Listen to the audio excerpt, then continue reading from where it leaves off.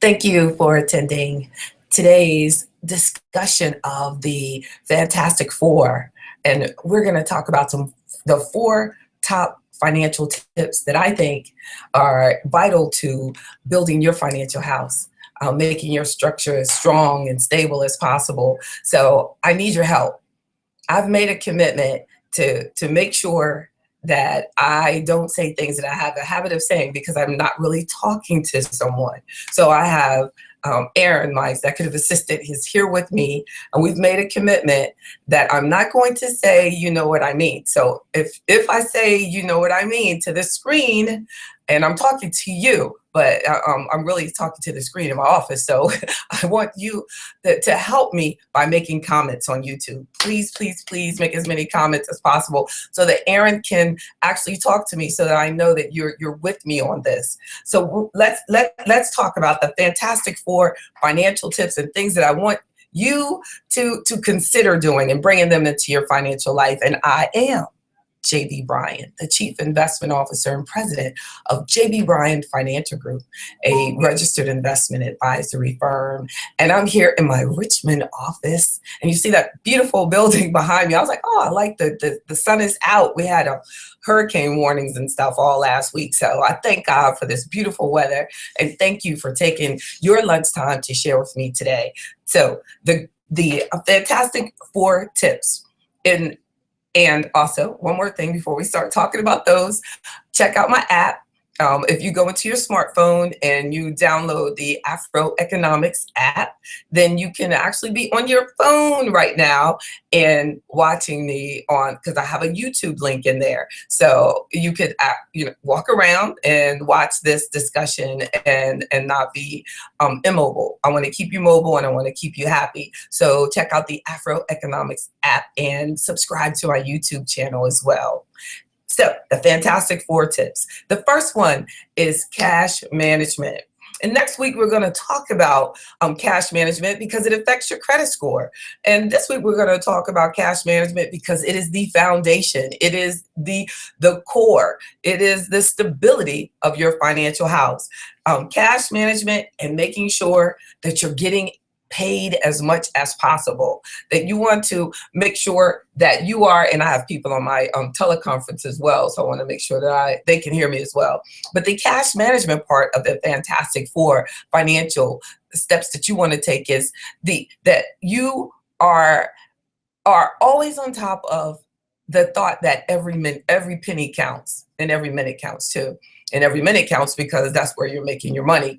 Every minute of your day, you should be focused on learning or income producing so that you're increasing your cash flow all the time. So on cash management, I have under there budgeting, living within or less than your means, not always buying something new every time you get a raise, but actually considering allowing your life to be enhanced every time you get a raise. That's an opportunity to have extra money to invest with.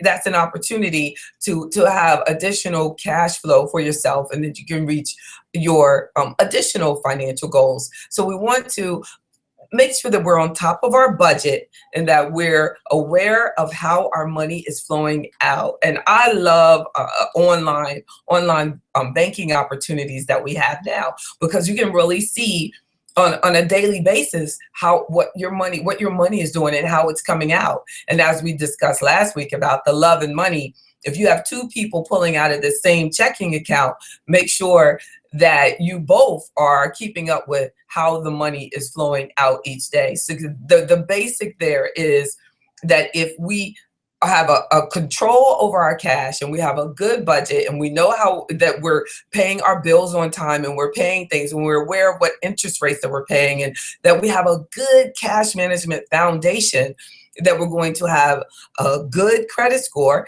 because that's going to allow us to pay less for things that you may need to finance. So cash management is a key part, and a big part of cash management is asking for a raise. I want to really just pause here for a second and encourage you to think about how important it is to make sure that you're getting what you're worth at work. that you are focusing on that I am doing what I do at work because I want to help this company generate income. And you want to help the company that you're working with grow, or you want to help your own company grow, so that you are, focusing on, if you're self-employed, how can I increase my income? What things can I do to become more effective with my use of my time? How can I enhance my customer services that I'm providing to my customers? And then also, if you're working for someone, you want to make sure that you're actually helping the company that you work with, and that you can really see the contribution that your work is contributing to that company, so that you are focused on, okay, I've been here a year, and what can you do to help me? What can I do to help your company? And what can you do to show that you contribute, you appreciate the contribution that I'm making to the business? So we too often, from an Afroeconomic perspective, get frustrated, mad, disgruntled, stay at the job because you didn't get a raise, but really haven't thought about the fact that you didn't ask for a raise.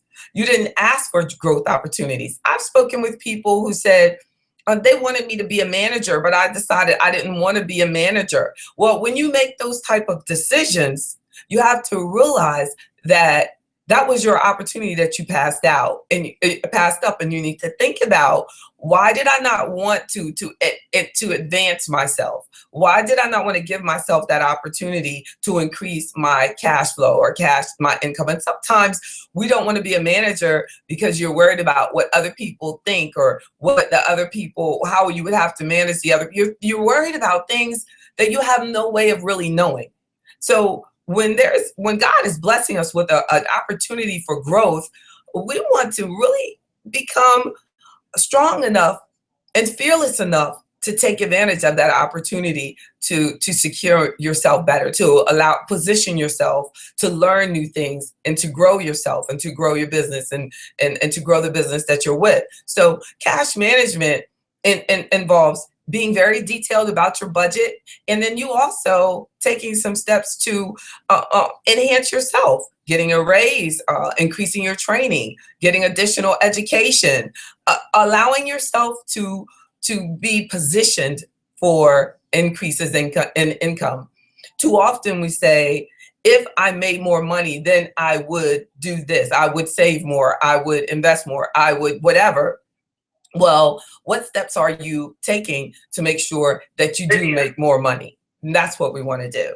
So then that's all the second step. So the first of your Fantastic Four is cash management and making sure that you're getting paid with your work. And then the second one is protecting your assets, making sure that you have proper protection for your assets. And since we were just talking about income, what about how you protect your income? You protect your income from being healthy, making healthy choices. We think about, oh, I protect my income from buying disability insurance. Well, if you're not protecting your health, then your disability insurance premium is very high. There, are situations where I really want to get for a person their disability insurance, or their long-term care insurance, or life insurance, and their health situation makes it so expensive for them to get the proper coverages that they need, or their health has stopped them from even qualifying for the coverages that they need. So, when we're talking about protecting your assets and your income, your biggest asset is you. It's a lot of times we're in these type of discussions and they're talking about protecting your assets. And in our financial service industry, we're talking about protecting your assets, and the first thing we talk about is the house and the car and the things. You want to protect you first. You want to make sure that you are making healthy decisions with your family, yourself. You're setting an example so that you have a legacy of healthy people coming behind you. So you have a comment? We have a comment? We have an encouraging comment. They say, wow, confidence level is really high. You're projecting very powerfully. Oh, somebody said a compliment. Yeah, we got to embrace that because that is healthy. Thank you for that compliment. Thank you very much.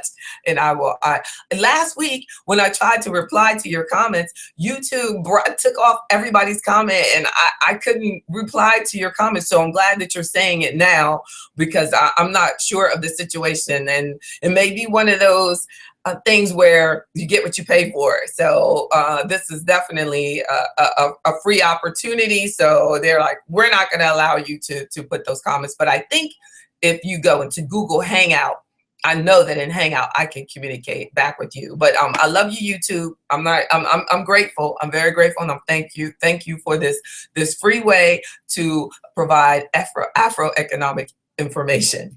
So we're talking about protecting your assets as number 2 of the Fantastic Four. And protecting your assets, we started with protecting yourself, protecting your health, making healthy choices, taking time to exercise, taking time to eat right, taking your time. Before I went on the air, I went in the kitchen and put my lunch that I brought from home into the toaster oven so that it would be nice and warm when I finish, because I have a 1:30, and that we need to think about these things. I started the day at 4 o'clock, went straight to the gym, worked out for an hour and a half. We need to think about those things. Those are the things that allow us to have the long careers and contribution to our community that we deserve to have. So protecting your assets also includes, of course, the life insurance, making sure that your property properly protected, protecting those who depend on you for their lifestyle, especially if you've gone into joint debt. You need to have life insurance on each other, but life insurance, having proper property insurance, even if you're a renter, making sure that you have proper rental insurance, business coverage for your business assets and for your business, but making sure that you have disability insurance, that you have long-term care insurance, or that you have these type of insurance or these type of needs.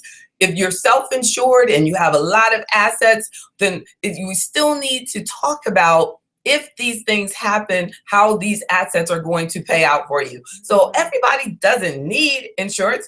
I have clients they have so many assets, and nobody that really is going to be at a loss financially and no debts to pay. So everything that's going to be inherited to the family members, or even if they have no family members, it's not connected to a debt that needs to be taken care of. Because if you have a home and it has a mortgage on it, that even if you die, unless you have mortgage insurance, which we need to talk about, because that may not be the best way to make sure that your assets and debts are taken care of upon death. So this is a good time for you to think about those things. Take advantage of the complimentary consultations that I provide for you. Go to AfroEconomics.com or call us at 844-JB-Bryan. This is the time for you to think about these Fantastic Four. Is my cash management in place? Are my assets being protected? Is your income protected? What things do you have in line to protect yourself and to protect your family? And number 3 is, well, that's pretty good, because I've done 1 and 2. And then the second half of the hour, we're going into 3 and 4. So number 3 is smart investment selection and automatic investing. Now I need someone to really make a comment on this, because if you are actively participating in making investments and you're happy with what you're doing, please share some information on that with me about what you're doing. I think that the easiest way, and I bet you agree, that the easiest way to actually start saving or investing is to start doing it automatically. I think that we all would agree, when it starts being taken out automatically, then you go, oh wow, I didn't even know that I could do that that it was possible for me to save so much, because you adjust. You truly adjust. I remember when I started the business and my income adjusted, dramatically. I said, and she didn't get me. I love it. No, it's too late now. You didn't. I call myself. That's funny. whenever I tell someone to catch me in something, then I always catch myself. So then I count them. I really caught her not catching me. I'll get her. I should throw at her. No. But definitely smart investment selections and automatic investing is a big part of this Fantastic Four. I mean, we have to make sure that we make success easy for us. Make it easy.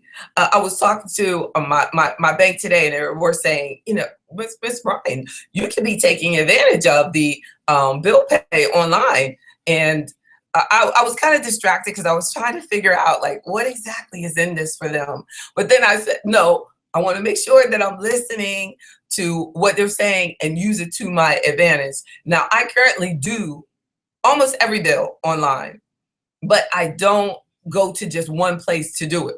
So it actually could save me time, which could be a cash management help, because time is money, and be very stingy with your time and generous with your money, right?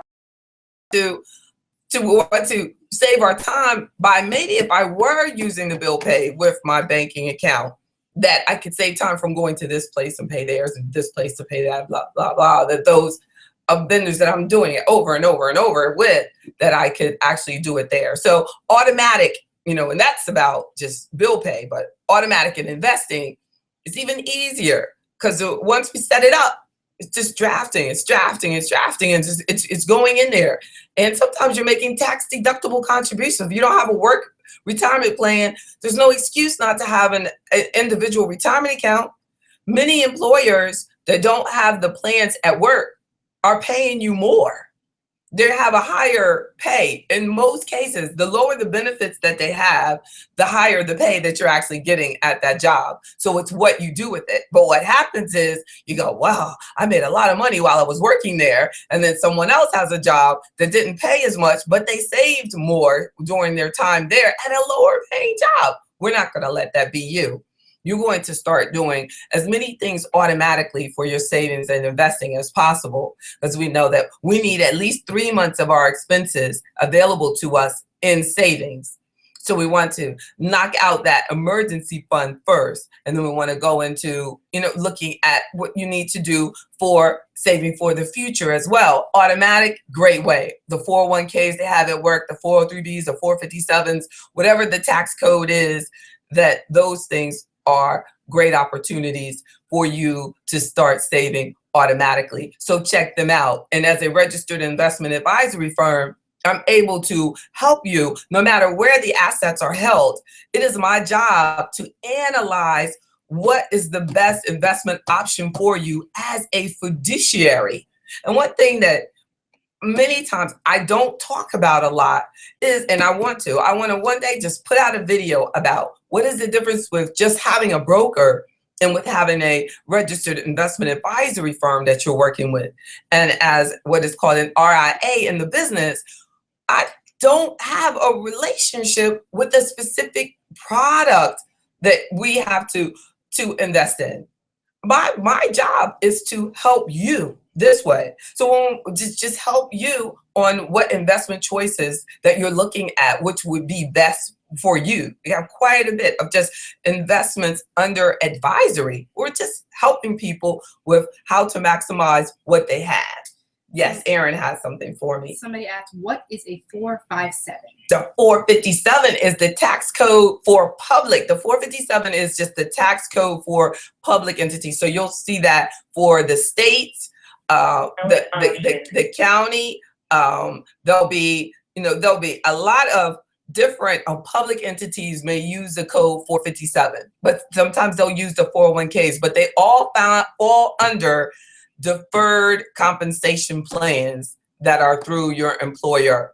So and the 457 will have different withdrawal criteria though than the 401k may have. So we would have to, if you were working somewhere and they said, well, you're as an investment advisor, you would come to me and say, should I do the 401k or the 457? And then we would sit down and actually research, well, this would be blah, blah, blah, blah, and this one, da, da, da, da, da. Or it could be they chose this investment company for this one and this investment company for that, and we just choose it on the investment options that are in each, or about the withdrawal privileges and the retirement options on each, or what is the match differentiation, what's the difference with the employer on each. So those are very good questions. But the bottom line, the 457 is the IRS tax code, just like the 401k, and they all stand for deferred compensations plans that allow you to put money away pre-tax and defer the earnings on it, and you're deferring the income also. So it reduces your taxable income for right now. So the smart investment selections are vital. Many times, let's talk about smart investment options. Many times I have sat down with clients seeking advice about what they're doing. And then my first thing is to find out, what's your risk tolerance? So that's why on in my website on jbbryan.com, AfroEconomics.com as well, you'll see they'll have, what is your risk calculation number? What's your risk? What's your risk number? So when you click in, it goes into a software that asks you certain questions about the volatility in the market, what you can stomach. And it's just a brief, it might take you about 3 minutes. You're like, what in the world? But at the end, it's going to give you a number. It's going to give me a number. So if your number comes out really high, say it's 90, and that means you're a very growth-oriented, aggressive investor. And then I look at your portfolio and I can score your portfolio and it comes out to, say, a 20. Then it's like, whoa, let's look at the difference here. And typically, it's not that you're more aggressive. It's more, typically, it's your portfolio is more aggressive than you are. And you didn't really realize what you have in there. Even in the 401ks, I can put those portfolies in and determine the risk score based on their logarithms and big math words, but they're just taking the and it's a science in a form, but it's not as easy as we think. Like I put a portfolio in earlier this week, and the mutual funds in the portfolio were so new that it could not calculate how that mutual fund has done in a bear market. And so that means like that if it's still just in the last 5 years, if it's a brand new fund, then it's going to come up as its risk score is not that low because all it's been doing is going up. But that's only because it hasn't been in the marketplace long enough to really tell us what its score is. So we have to be very careful, look very closely at all of our investment choices. In my opinion, I think that you all should develop relationships with good financial advisors that you feel comfortable with and are able to develop, and they will give you an opportunity to develop a level of trust with you instead of we are oversold as a people. I think that we are always buying things, but the Bible says that our people shall perish due to lack of knowledge. So we need to really focus on becoming knowledgeable and participating in things like this. And that's why I thank God for the opportunity to share this information, because that's what it's about, just empowerment. You had a question? Oh, great. She was just telling me, amen. Yeah, get on. So then on our fourth, I'm looking at 1223, y'all. Our fourth, fantastic 4 financial tips. Number 4, we talk. Number 1 is cash management and getting paid what you're worth. Number 2 is protect your assets and your income. And that's where the insurances came in, and good health, great health. That's what we want. And then also in number 2, in your protecting your assets and your income, don't forget proper estate planning, legacy planning, making sure that you have all your documents in order. Also, I should point out, I have a note on that, but proper estate planning, that's a time where you would want to talk with your financial advisor, and then it may involve us referring you to an attorney and a good estate attorney to get all your documents in order that you may need. But the more we prepare, the easier the job will be, and the more control you'll have over the experience once you get in front of an attorney talking about how you want things to be set up for the future. And a lot of it is done with me and as your financial advisor, setting up your beneficiary forms and things correctly. We have a question on YouTube. Yes, it says, is there a good calculator to figure out what your retirement account goals should be? That's a good question. It said, is there a good calculator to figure out what your retirement goals should be? And is there a rule of thumb based on age now / age at retirement? Is there a rule of thumb for retirement goals and planning, and age now and your age at retirement and when you should? And how can you predict cost of living? How can you predict cost of living? I mean, they just ask everything. First, just know everything. Well, I think they need to really get with me, because for the most extensive of financial planning, that's what we do together one-on-one. So we need, to make sure that you contact me about that, because I can calculate everything, estimated Social Security, estimates on this. I can run different scenarios on different ages and everything. I like for us to focus on financial independence. Financial independence. All of these things that we're talking about today are about become financially independent so that you can choose to stop working if you want to.